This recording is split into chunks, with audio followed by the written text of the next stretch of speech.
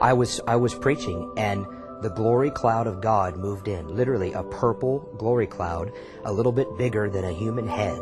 4 of them rolled into the meeting. Could you see this? Yes. In the back, there were several others. Did anyone else see it? Yes. Oh, yeah. All the people in that area of the congregation that were sitting there saw the glory cloud.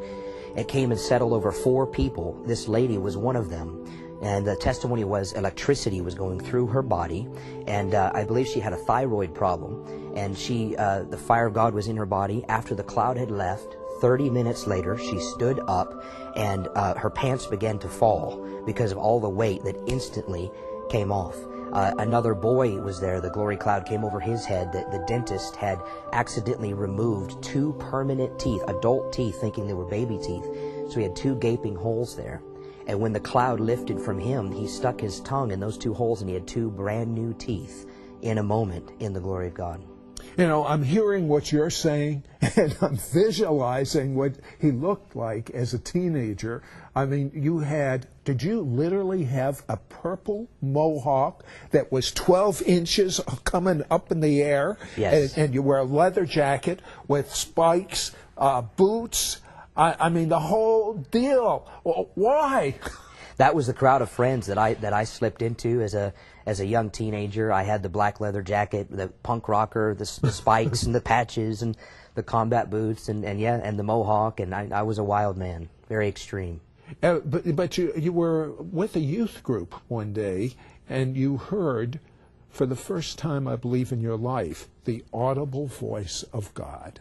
Absolutely. Sid, I was 16 years old in the mountains between Colorado and Wyoming, in the Bighorn Mountains, and I got separated from the group. It was a God setup. I grew up in the mountains. I knew how to not get lost, but I did.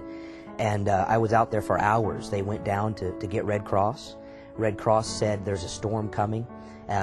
He'll never make it. We'll come get his body tomorrow. They said that there's no hope.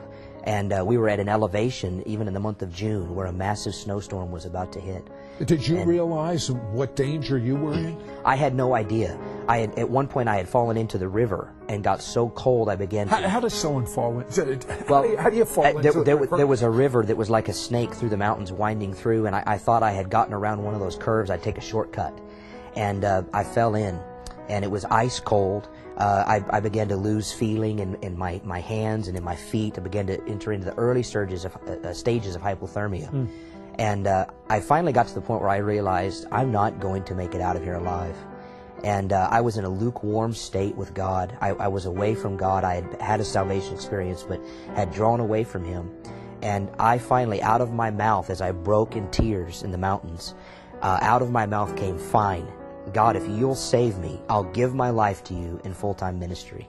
And suddenly... Was that a preconceived thought about the full-time ministry thing? No, it came in. In fact, it scared me. It came out of my mouth, and I thought, oh my goodness, what did I just say?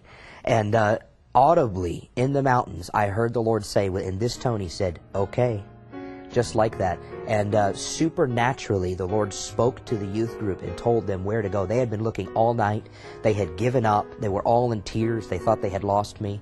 But when that moment came, when I surrendered to the Lord in the ministry call of my life, they found me supernaturally. They got me back to the fire at the camp.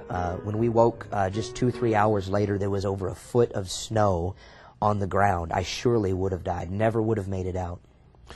And since that time, you've had not a normal Christian walk, not a religious Christian walk. It's closer to...